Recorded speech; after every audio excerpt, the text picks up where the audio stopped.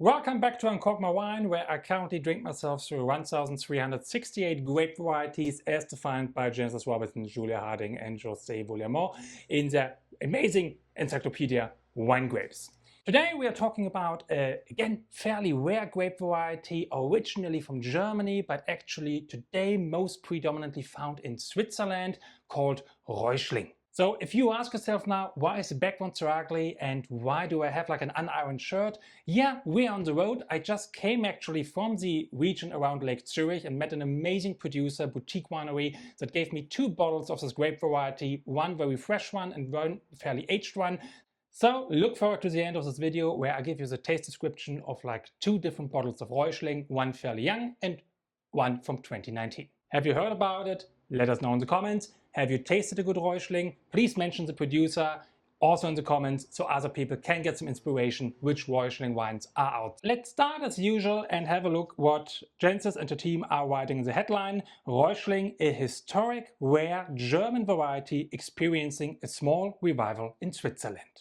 So Reuschling is a white grape variety and it must be a natural cross of Gouais Blanc, which is a grape variety that is responsible for so many different offsprings in Europe that it's insane, and Savagnin, which we especially know from the Jura region in France, where it often is used for Vengeance or for this very oxidized style of Savagnin wine. It is a fairly old grape variety. It is probably mentioned for the first time in Germany in 1546 under a synonym called Drutsch. And then we have probably a clear mentioning in 1614 where it is referenced to should be replacing Gouais Blanc in a certain German region.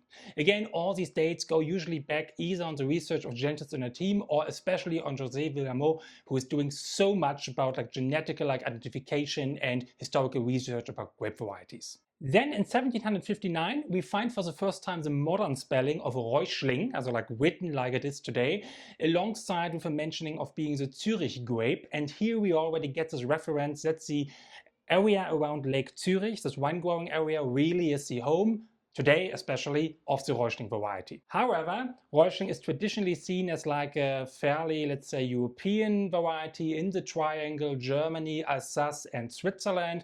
Historically we found it in Rhineland-Palatinate, we found it in Württemberg, we found it in the French region Alsace, and we found it also in North and Western Switzerland. Today only about 30 hectares of Reuschling are left globally. Like in Switzerland it's around 27 at the moment. There should be 1 hectare of Reuschling in Germany at the moment, but yeah, it's really a grape variety that had a decline, and we find it really mostly today around the Lake Zurich area in Switzerland. For the name, there are 2 hypotheses actually in the game, according to José Villamor.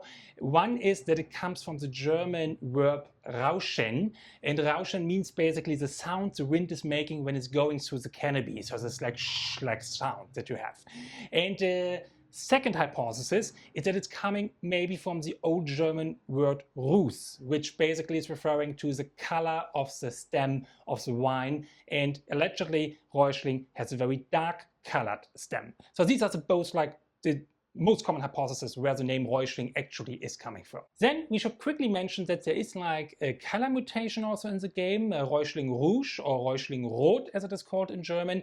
Really even less plantations than with the classic white Reuschling, and here we can find some very specific producers in Switzerland who are cultivating this grape variety today, especially again in the Zurich Lake region. But then let's go for the first Reuschling out of the 2 I got from a boutique winery around Lake Zurich. Jonas Ettlin is the winemaker. The boutique winery is called Jet Wine, and they're really this really small niche producer, 2.5, 3 hectares today, 20,000 bottles of production, and they really try to bring Reuschling, so to say, back to the international scene. They participated always in ProWein and in Wien Expo. They also come to the Cool Wine Summit in Copenhagen, really trying to promote this beauty of this indigenous variety. So let's go first and foremost for the young one, the so to say simple one, but still was a little bit barrel aged. It's a 2023 vintage we have here, 100% Reuschling from their vineyards overlooking Lake Zurich. I mean, the color we can clearly see, yeah, it's a little bit of yellowish reflections, a little bit lemon colored reflections, but fairly light in color, nothing too intense. It's actually looking a little bit carbonated in here. There's a little bit of a bubbly structure. So we expect already something that Genesis and her team are writing in the book. fairly high acidity actually, and given that Savagnin is here in the genetic setup, we can clearly understand where that is coming from. In the nose, it's also like, I would call it like medium plus aromatic. What is coming really extremely out is this florality. Often like these like Swiss native varieties have some characteristics that we call for like linden blossom.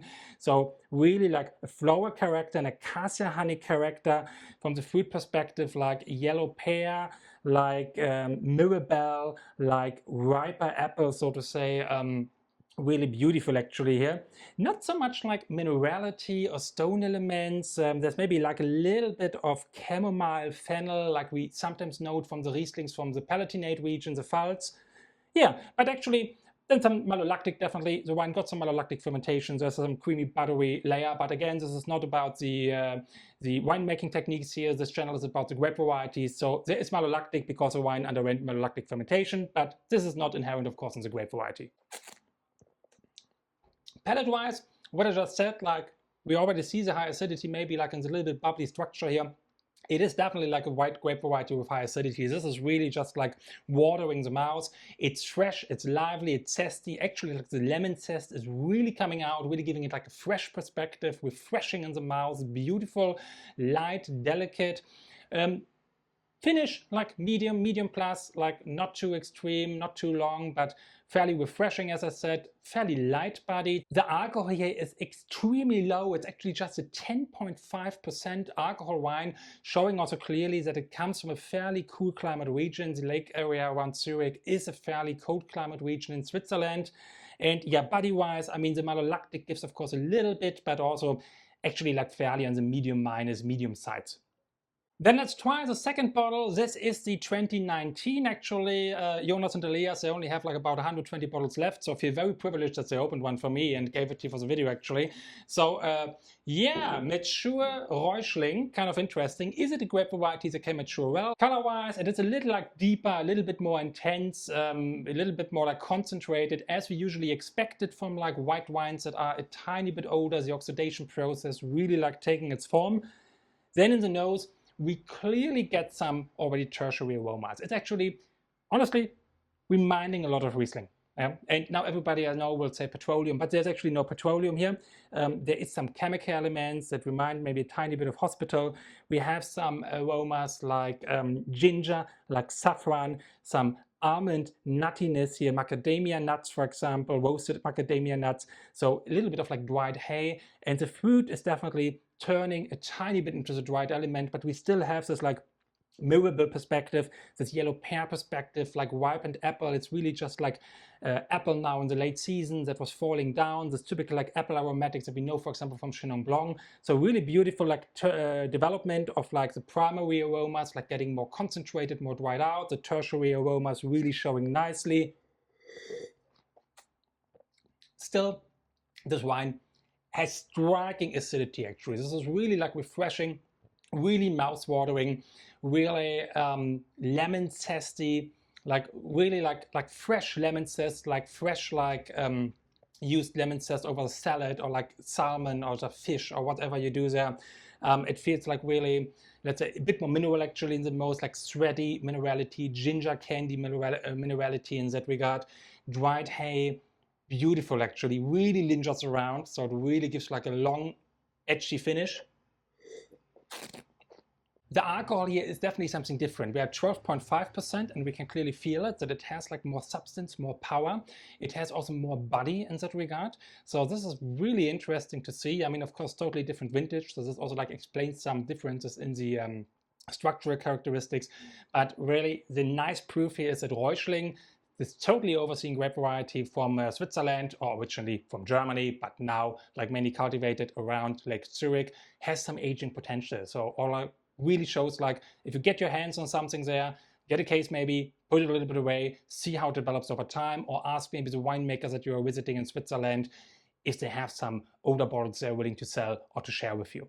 So again, let me know in the comments if you tasted anything like Reuschling-like or have heard about anything that is worth mentioning here. The community definitely is like thankful for like all kinds of recommendation and tips. All links about this video to the winemaker, to the wines, or to the books that I'm referring to can be found in the show notes, definitely. Remember to subscribe and just like follow this great journey where I drink my way through 1,368 grape varieties here on YouTube. Cheers!